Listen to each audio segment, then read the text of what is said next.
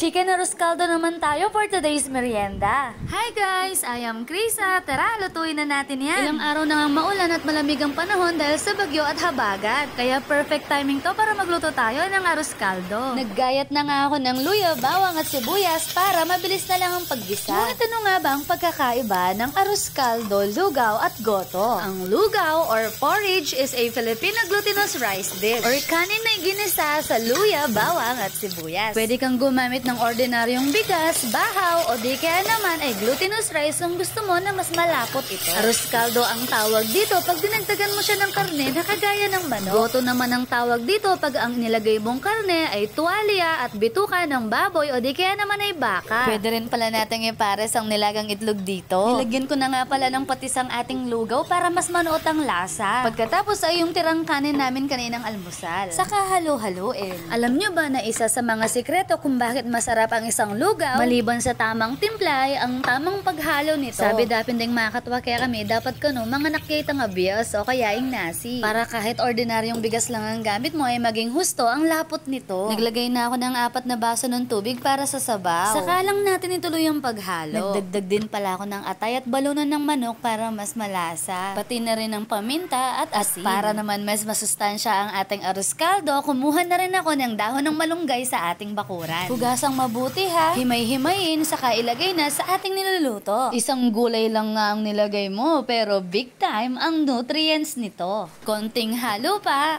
at luto na ang ating chicken arroz caldo. Kain po tayo!